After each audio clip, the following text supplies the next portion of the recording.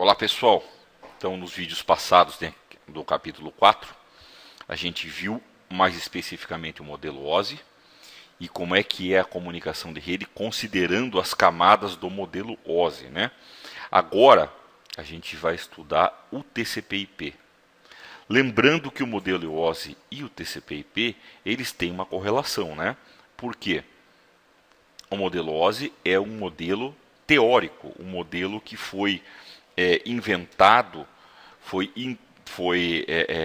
concebido, né, para regulamentar, para fazer uma regra, para ajudar os desenvolvedores a fazer uma aplicação de rede, uma comunicação em rede através de um padrão dividido em 7 camadas, né?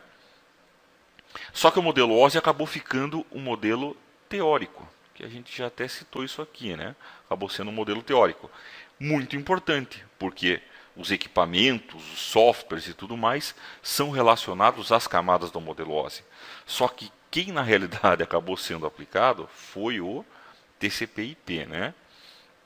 A relação entre o OSI e o TCP/IP é o seguinte. Primeiro, a camada de aplicação, apresentação e sessão foram mescladas numa camada só de aplicação. Então, tudo o que a camada de aplicação, apresentação e sessão do OSI fazem, a aplicação do TCP/IP faz sozinha. Tá?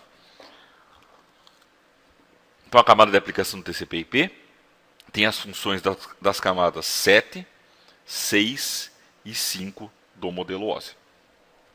A camada de transporte tem a mesma função e tem o mesmo nome. A camada de rede do OSI tem a mesma função do TCP/IP, mas tem um outro nome, né? Ela se chama camada de internet. Olha a internet vindo aí, né? O TCP/IP ele acabou pegando, né? Acabou sendo o protocolo prático nas redes justamente por causa da internet, né? E as camadas 2 e 1 aqui, a camada enlace e física, viraram uma camada só no TCP/IP, chamada acesso à rede. Tá? Deixa eu apagar aqui.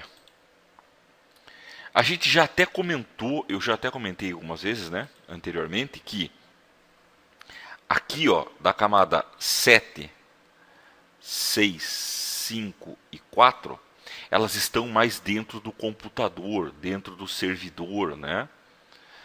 Elas são camadas que, primeiro, a aplicação é aquela que se comunica com o aplicativo, né? Por exemplo, com um browser de internet, alguma coisa assim. A mesma coisa aqui no TCP/IP. Aí, isso aqui, ó, ela trata dos dados com um nível mais alto, né? Ela é a camada de aplicação. Ela está lá em cima, num nível mais alto, e entrega para a camada de transporte o que a aplicação quer fazer, o que ela quer acessar na internet. A camada de transporte prepara para enviar isso aqui na internet, né? A mesma coisa aqui. Então a comunicação de rede para valer está acontecendo aqui embaixo. É aqui embaixo que o pacote vai ser transmitido e vai chegar até o destino. Aí depois, de novo, para ler a camada de transporte, sessão, apresentação, aplicação, ou só transporte e aplicação aqui no TCP/IP, né? Isso aqui vai ser feito dentro do computador, que é o destino da comunicação. Então, nessa videoaula, a gente vai focar nessas 3 camadas do modelo OSI, que são as camadas de internet no TCP/IP e enlace física no OSI, viram só acesso à rede. Então eu vou separar a comunicação em rede da comunicação dentro do computador, até para vocês depois entenderem no final, o objetivo aqui maior desse capítulo é você entender como é que funciona a comunicação em rede. Tá? Você sabe o que acontece quando você quer acessar a internet, com aquele teu dado indo para um cabo, saindo, sendo roteado pela internet e tudo mais. Isso aqui é o objetivo que a gente tem que chegar no final aqui de todas as videoaulas do capítulo 4. Tem um computador que está enviando informação para outro computador. O que acontece nesse meio, né? A gente vai entender isso aqui. Então a gente vai começar pela camada de acesso aos meios, né? A camada aqui que a gente chama de acesso aos meios, são a camada 1 e 2 do modelo OSI, elas cuidam da transmissão no meio físico, né? E basicamente em uma rede IP, a gente tem protocolos de LAN e protocolos de WAN, tá? Então a gente pode sair através de uma LAN e a gente pode sair através de uma WAN. Lembrando lá, né, a LAN é o Local Area Network, está dentro de uma empresa. Quando eu vou sair de uma empresa para ir para uma unidade remota, eu posso pegar uma WAN. Lembre-se que também tem o termo MAN, por exemplo, PAN e assim vai. Aqui a gente vai dividir em dois, LAN e WAN. Comunicação dentro do mesmo ambiente e quando a gente precisa sair e ir de uma área principal para um ambiente remoto. Basicamente, quando a gente fala de LAN, eu estou falando de redes cabeadas. Então eu posso ter uma rede cabeada da família Ethernet.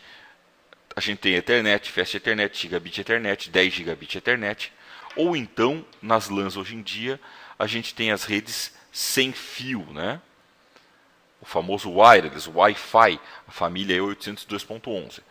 Antigamente também se usava Token Ring, FDDI, são tecnologias mais antigas que hoje em dia não se utiliza mais, tá? A rede está praticamente inteira aí, as redes IP, elas estão na LAN com família Ethernet ou então com acesso sem fio, né? Token Ring era utilizado para fazer uma rede em anel para servidores, computadores aí se comunicar. Hoje em dia já não se utiliza mais. Quando a gente pega uma rede cabeada, por exemplo, aqui ó, uma rede 10 base T, você tem um cabo UTP que liga até o computador, um hub ou um switch, mais aqui hubs e switches, isso aqui interligando a LAN. Se eu tiver aqui um access point, esse cara, a diferença é que ao invés de ligar o computador com fio, ele está ligando com uma onda eletromagnética, ele está ligando o computador aqui sem fio, né? Essa é a única diferença que a gente tem. Em termos gerais, né? A grosso modo. Depois, quando a gente estudar a parte de wireless, você vai ver que tem outras coisas que mudam. E o WAN? O objetivo da WAN é que você está aqui em uma rede local e tem uma unidade remota. Está distante, está numa outra cidade e você quer chegar até essa rede remota. Então, as WANs são redes de longa distância. Normalmente, a gente tem interfaces seriais, usando, por exemplo, o protocolo PPP, HDLC, que são protocolos ponto a ponto. Tá? Ponto a ponto. A gente pode usar o X25, o Frame Relay. X25 já é mais antigo, tá? Na realidade, o Frame Relay ele acaba sendo utilizado hoje em dia. São redes que formam uma topologia um pouco diferente. Podem formar uma topologia ponto-multiponto. Redes ATM, que é o Asynchronous Transfer Module, redes MPLS. WAN over Ethernet, eu posso usar a família 802.3 para criar a tal da Metro Ethernet, tá? Fazer a minha WAN utilizando tecnologia Ethernet, como a gente usa numa rede LAN. Por que não, né? Basicamente, o que a camada de acesso aos meios vai tratar então? Como o meio físico vai ser utilizado? Eu tenho um computador aqui que quer falar com esse computador aqui, o host B. Tá, como é que ele envia esse negócio aqui no meio? Quem regula isso é a camada de acesso aos meios, né? Então, por exemplo, se eu tenho aqui um hub, eu vou ter o CSMA CD. Se é um hub, o computador tem que ouvir aqui a linha. Se não tiver nenhum dado sendo enviado ou recebido, ele pode transmitir. Aí ele faz a transmissão, esse roteador recebe, aí esse roteador tem que enviar aqui por uma interface serial. Ele vai ter que seguir as normas da interface serial para enviar esses dados para cá e assim vai.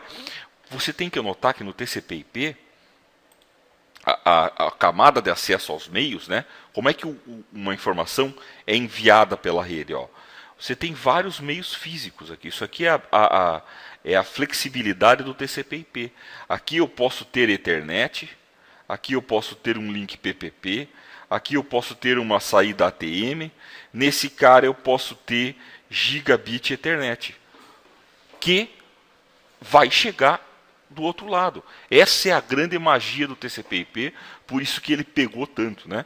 Porque ele é flexível, não importa o meio que você utilizar. Se você conseguir fazer sinal de fumaça ou então batida de tambor, como se usavam nas tribos indígenas antigamente, e adaptar o TCP/IP, você vai conseguir transmitir com sinal de fumaça também. É só o roteador ou o teu gateway suportar sinal de fumaça. Quando a gente fala mais especificamente de rede cabeada, família Ethernet 802.3, que ela suporta aqui o CSMA/CD, né? Que é o Carrier Sense Multiple Access with Collision Detection. A gente já estudou, né? Um pouco sobre colisões. A gente tem o quê? Nós temos vários padrões. Cada padrão desse aqui foi criado a partir... Tudo começou, na realidade, com cabo coaxial. Eu nem coloquei aqui porque esse treco é muito velho, tá? Então a gente nem colocou aqui nessa transparência. Tudo começou com cabo coaxial. Depois surgiram os cabos UTP, o Unshielded Twisted Pair, tá? Cabo de par trançado, cabo metálico de par trançado. E nasceu a rede 10 base T, a rede Ethernet, que utilizavam hubs, o protocolo CSMA/CD, porque tem que ter o controle do meio, né, para tratar as colisões.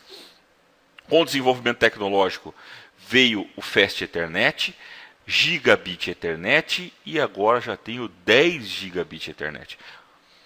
O Fast Ethernet ele tinha a opção também de cabo metálico ou fibra ótica. Ó, esse FX no meio aqui, ó, quer dizer que eu tenho fibra ótica. Ó, o Gigabit Ethernet, ó, base T, então quer dizer que eu tenho ele com par metálico ou SX aqui, ó, LX, tem vários padrões com fibra ótica. 10 Gigabit Ethernet também tem opção com par metálico e opções com fibra ótica, tá? Normalmente o 10 GB o pessoal costuma utilizar mais com fibra ótica na prática, mas também tem opção com par metálico aí, com a nova categoria de cabos, que é a categoria 7. A gente vai conversar melhor sobre cabo e tudo mais no capítulo que a gente for tratar sobre a introdução lá ao cabeamento estruturado. Aqui eu vou falar mais da tecnologia de uma maneira mais alto nível. Mas basicamente aqui, ó, tanto Ethernet, Fast Ethernet, Gigabit Ethernet ou 10 Gigabit Ethernet, eu posso ter um cabo UTP de uma categoria diferente, né? O cabo UTP que liga Ethernet, Fast Ethernet, Gigabit Ethernet não consegue passar os dados do 10 Gigabit Ethernet, né? Então a gente tem que usar um outro, dependendo a categoria do cabo, né? Por exemplo, a categoria 5E não vai conseguir passar esse cara aqui. Então a gente tem que usar um outro tipo de cabo, outros tipos de conectores para o 10 Gigabit Ethernet. Por isso que normalmente ele é usado via fibra ótica. Então eu posso ter ele via cabo ou via fibra ótica. Ah, mas para que usar fibra ótica, né? Vamos usar tudo via cabo. Porque o cabo está limitado a 100 metros. E se você tiver um prédio, por exemplo, você está numa empresa grande que ela ocupa uma quadra inteira. E ela tem aqui 4 prédios, essa empresa. Para você ligar de um prédio para outro, você não vai fazer normalmente com par metálico. Você vai usar aqui fibra ótica. Ah, para que usar fibra ótica? Porque ela é mais imune a ruído, a interferência eletromagnética. E também a questão da distância. Tá?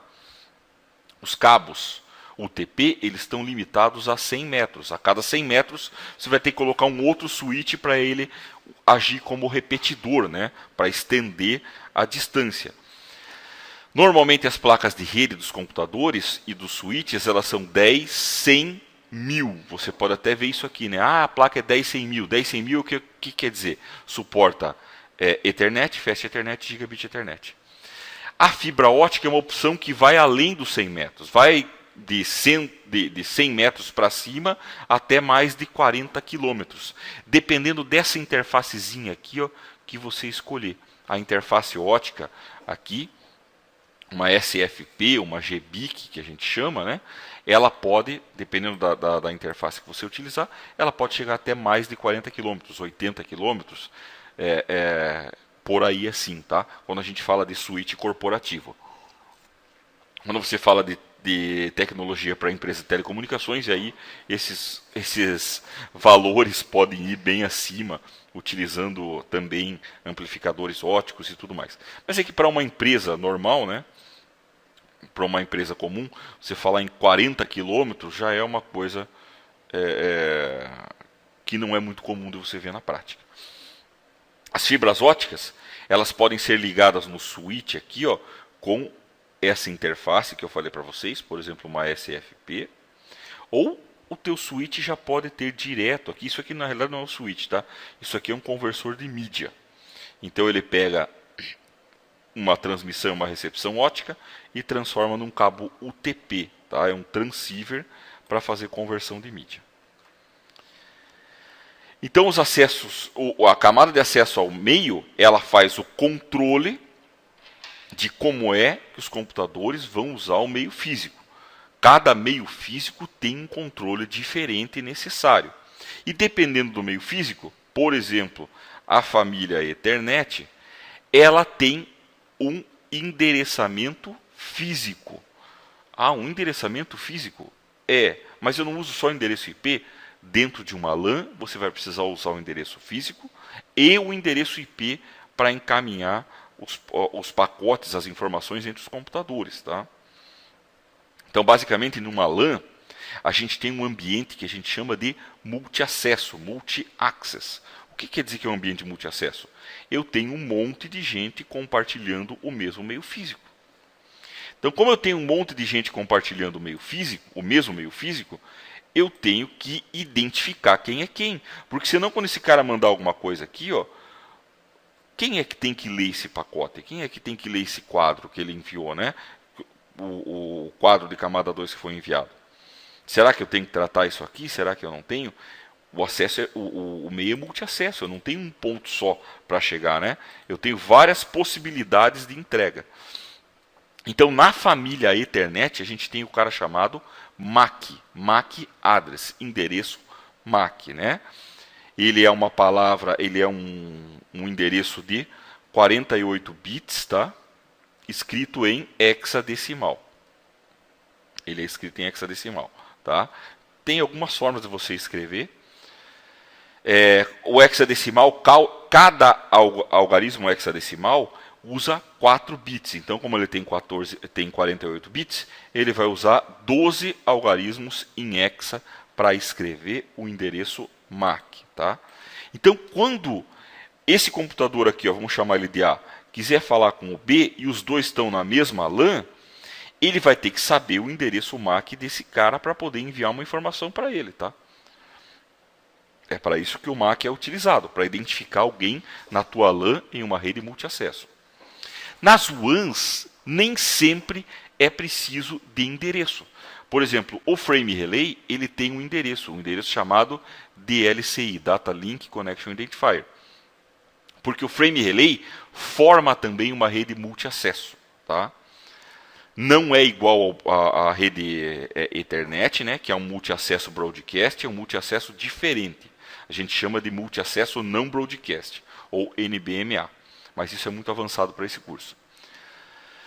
E os links ponto a ponto nem precisam de endereço. Eles usam tudo aqui, ó, 8 bits em 1 como endereço. Por que um link ponto a ponto não precisa de endereço? Porque ele é ponto a ponto, né? Que resposta idiota, né? Mas ele está aqui, eu tenho o roteador A e o roteador B. Vai enviar informação por uma interface serial ponto a ponto.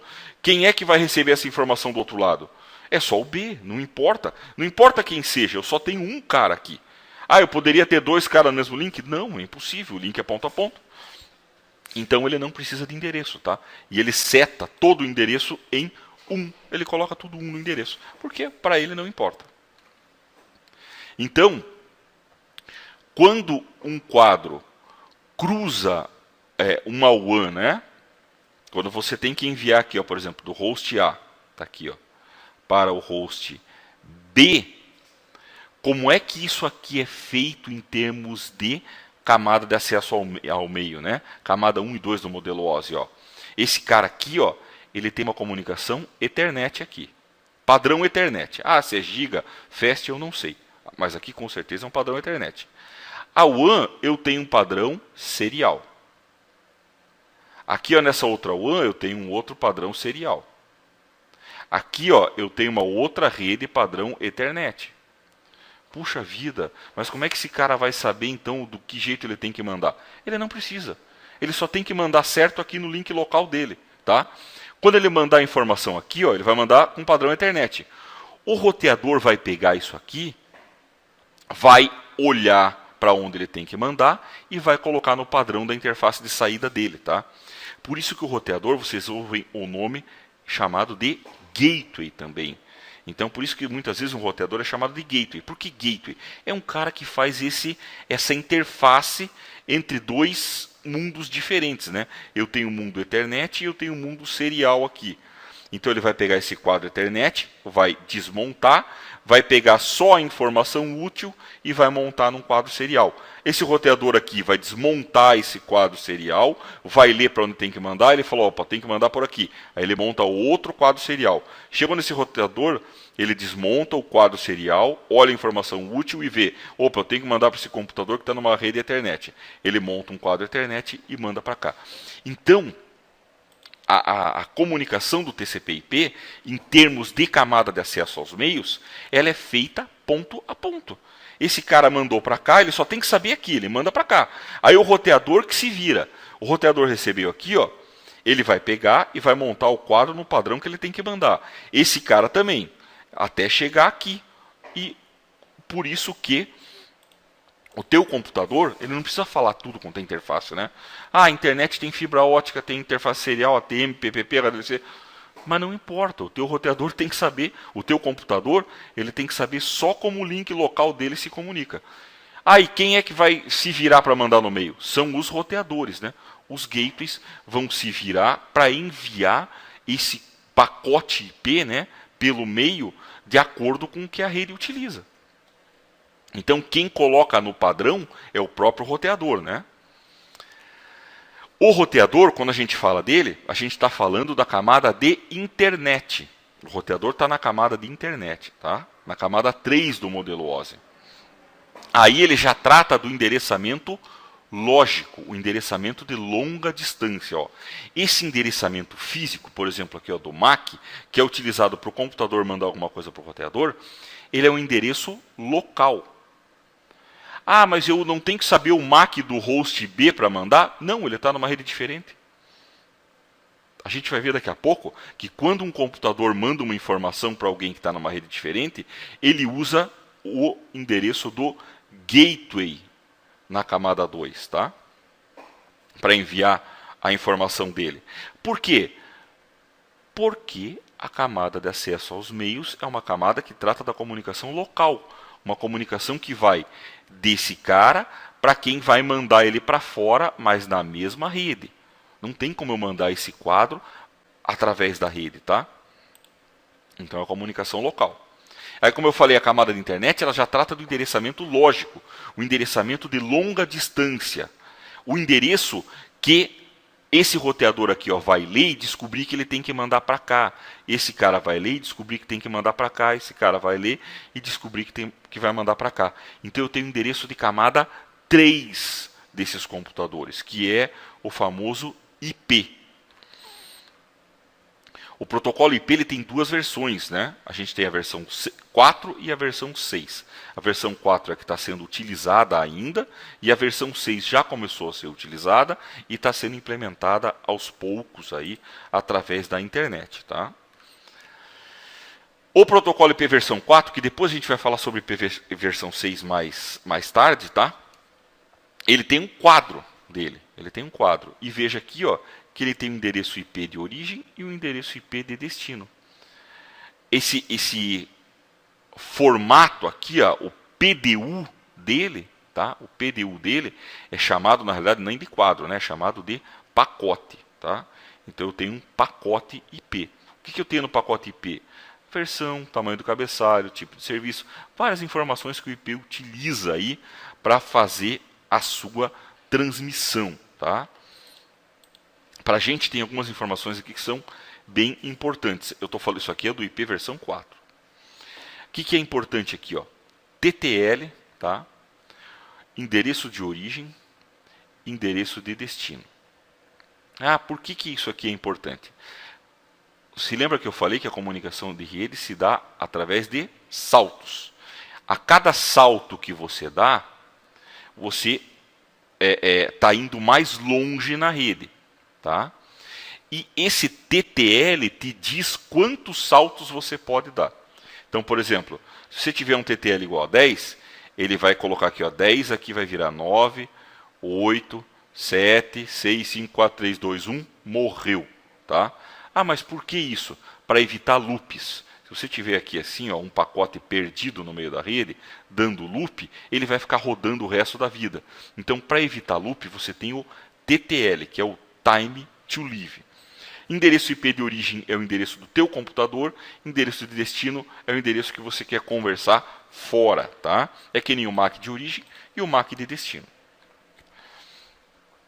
Camada 3 trata do roteamento dos pacotes. A camada de internet, a camada de acesso aos meios, trata de como você acessa localmente. O que eu tenho que fazer para enviar naquele meio físico. A camada de internet, ela trata como eu vou enviar essa informação a longa distância, né? Como é que ela vai chegar lá na rede remota? Eu tenho roteadores e switches camada 3 aqui, fazendo esse roteamento. E o protocolo IP, seja ele versão 4 ou versão 6, eles não funcionam sozinhos. Eles têm protocolos auxiliares, tá?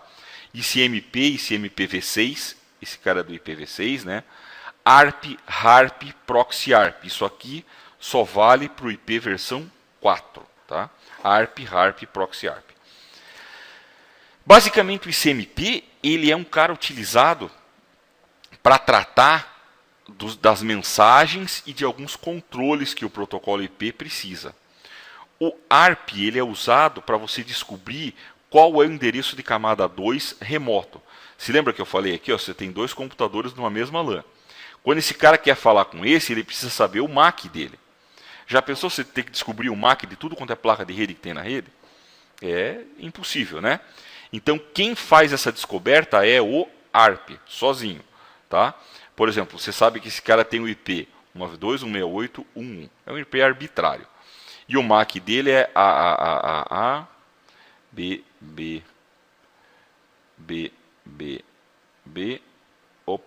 CCCC. Então tá aqui, ó. Eu tenho o MAC desse cara aqui. Se esse aqui é o computador de origem, ele sabe o IP dele e o MAC dele, tranquilo, porque é dele mesmo, né? Aí você abriu o terminalzinho lá do Command Prompt do Windows e digitou ping 192.168.1.2, que é o IP desse cara. Ah, beleza. Esse cara já sabe, né, que o IP de destino é 192.168.1.2. Mas qual é o MAC dele? Eu preciso do MAC para mandar essa informação para ele. Então é o ARP quem descobre esse MAC aqui, ó, que está faltando, tá? Então esse endereço MAC que está faltando, quem descobre é o ARP. O HARP é um cara que é o contrário. Você tem o MAC que atribui um IP. O HARP foi abandonado, tá? Ele era feito para você dar endereço para máquina burra. Hoje em dia o DHCP faz isso e a gente não tem mais quase esse tipo de coisa. E o Proxy ARP é uma função que a gente pode utilizar no roteador. Também hoje em dia já não é mais utilizado, tá? Para você ajudar quando um cara não sabe quem é o gateway dele. Ele quer mandar alguma informação, mas ele não sabe quem é o gateway na rede local. O Proxy ARP faz o roteador pegar aquilo e assumir como gateway. Vamos fazer aqui, ó, um resuminho, então, de como é que vai funcionar essa comunicação. Olha só, para a comunicação funcionar para valer até o final, ainda está faltando um serviço aqui, ó, de DNS, tá? A gente não viu ainda esse serviço. Então, o que eu estou supondo? Eu estou supondo que eu vou fazer a comunicação entre os dois computadores e eu sei o IP dos dois aqui, né? Eu conheço o endereço IP dos dois. Por que o DNS não entrou ainda? Né? Porque a gente não viu a camada de aplicação. Então, eu não posso digitar aqui, ó, www.cisco.com, porque eu não tenho DNS aplicado ainda. O DNS faria o quê? Transformaria esse nome num endereço IP. Porque na rede eu não consigo encaminhar por nome. Eu só consigo encaminhar por endereço IP. Não dá para encaminhar por nome, tá?